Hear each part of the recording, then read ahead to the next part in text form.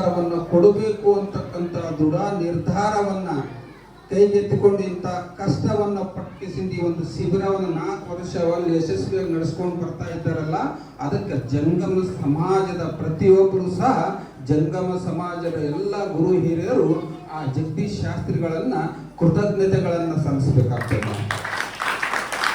ಯಾಕಂದ್ರೆ ಮಠಾಧೀಶರೇ ಮಾಡಲಾರಂತ ಈ ಒಂದು ಕೆಲಸಗಳನ್ನ, ಮಠಾಧೀಶರೇ ನಡೆಸಲಾರ್ದಂತ ಇಂಥ ಒಂದು ಶಿಬಿರವನ್ನ ಒಬ್ಬ ಸಂಸಾರಿಕವಾಗಿ ನಡೆಸ್ಲಕತ್ತಿದ್ದಾನೆ ಅಂದ್ರೆ ನಾವು ಬಹಳಷ್ಟು ಹೆಮ್ಮೆಯನ್ನು ಪಡ್ಬೇಕಾಗ್ತದೆ, ಬಹಳ ಖುಷಿ ಪಡ್ಬೇಕಾಗ್ತದೆ. ಇವತ್ತು ನಮ್ಮ ಪತ್ರಿಕಾ ಮಾಧ್ಯಮದವರು ಹೇಳಿದರು, ಮಕ್ಕಳಲ್ಲಿ ಸಂಸ್ಕಾರವನ್ನು ಬಹಳ ಮುಖ್ಯವಾಗಿದ್ದು ಅಂತೇಳಿ. ನಿಜವಾಗಲೂ ಅದು. ಯಾಕಂದ್ರೆ ನಾವು ಮಕ್ಕಳಿಗೆ ಕನ್ನಡವನ್ನ ಮರೆಸಿಕೊಂಡು ಇಂಗ್ಲಿಷ್ ಪಾಠಶಾಲೆ ಕಲಿಸ್ತಕ್ಕಂಥ ಪ್ರಯತ್ನಗಳನ್ನು ಮಾಡ್ತಾ ಇದ್ದೀವಿ. 5 ವರ್ಷದ ಮಗು ಇರ್ತದ, ಆ ಮಗು ಎಷ್ಟು KG ಇರ್ತ ಅದಕ್ಕಿಂತ ಹೆಚ್ಚಿನ KG ಬುಕ್ ಅನ್ನ ನಾವು ಬಗಲಿಗೆ ಹಾಕೊಂಡು ಕಳಿಸ್ತೀವಿ.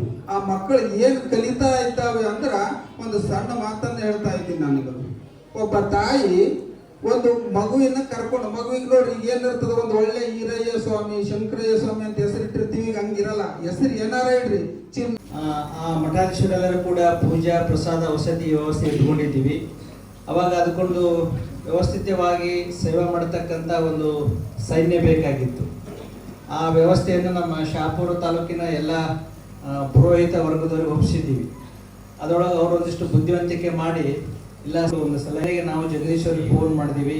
ಅವರು ಅಷ್ಟೇ ಸಂತೋಷದಿಂದ ಸುಮಾರು ಒಂದು 20 ಮಂದಿ ವಿದ್ಯಾರ್ಥಿಗಳನ್ನು ಕರೆದುಕೊಂಡು ಬಂದು ಅಲ್ಲಿ ಬಂದಿರತಕ್ಕಂಥ ಒಂದು 100 ಮಂದಿ ಮಠಾಧೀಶರಿಗೆ ಪೂಜಾ ಪ್ರಸಾದ ವಸತಿ ವ್ಯವಸ್ಥೆಯನ್ನು ಮಾಡಿ ಆ ಎಲ್ಲ ಕಾರ್ಯಕ್ರಮ ಗೆಲುವಿನ ಪಾತ್ರದಲ್ಲಿ ಈ ವಿದ್ಯಾರ್ಥಿಗಳ ಪಾತ್ರ ಕೂಡ ಒಂದು ಇದೆ ಅಂತ ತಿಳ್ಕೊಂಡು ನಾವು ಹಿಂದೆಯಿಂದ ಬಯಸ್ತೀವಿ.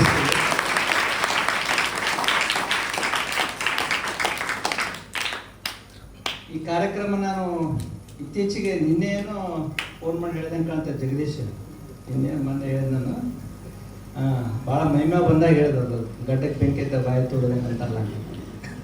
ಅವ್ರದ್ದೇನೋ ಈಗೇನು ಅಧಿಕ ಮಾಸದ ಎಲ್ಲ ಸ್ವಾಮಿಗಳು ಖಾಲಿ ಇರ್ತಾರೆ ಅಂತ ತಿಳ್ಕೊಂಡು ಇನ್ನೊಂದು ಪೂಜೆ.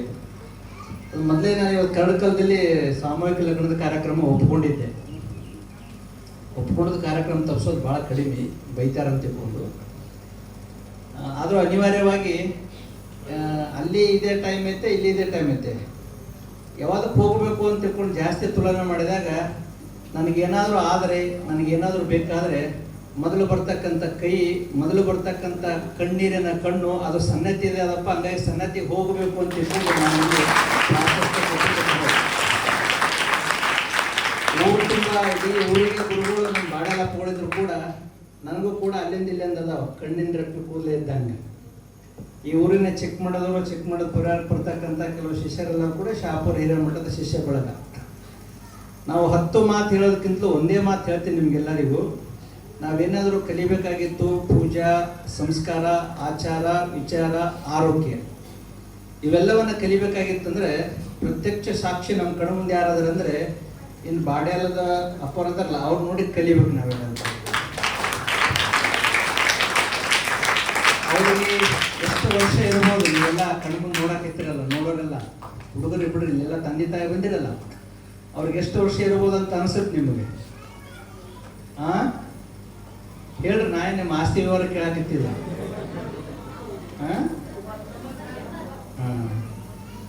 80 ದಾಟಿದೆ ಅವರು.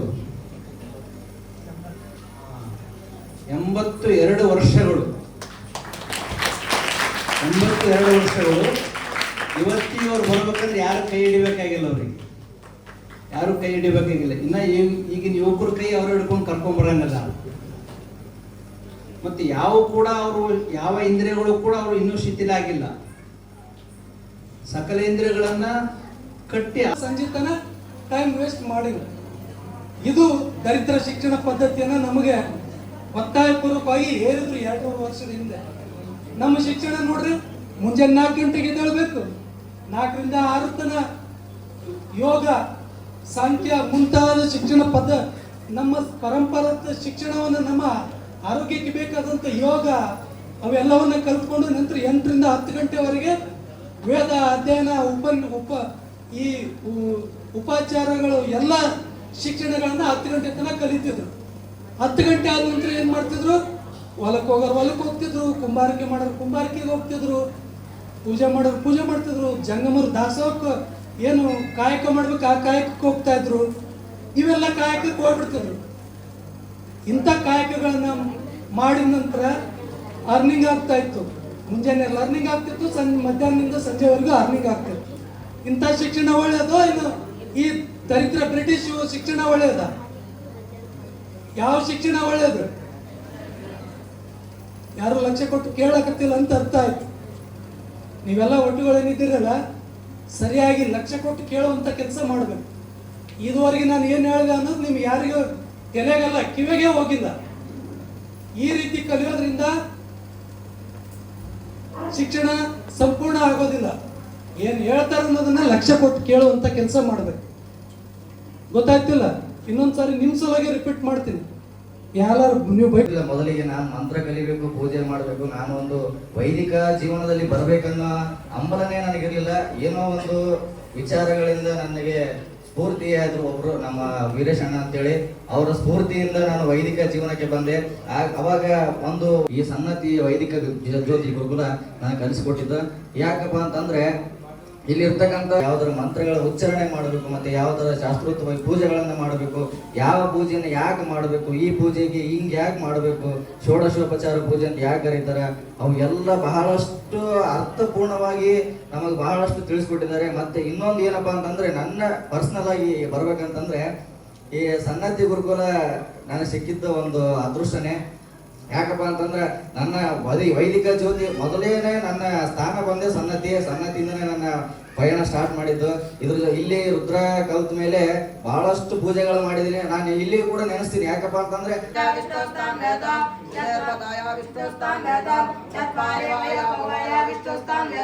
ಪಂಚಪಶಭ್ಯ ವಿಷ್ಣುಸ್ತಾಂ ವೇದ ಷಡ್ದಭ್ಯ ವಿಷ್ಣುಸ್ತಾಂ ವೇದ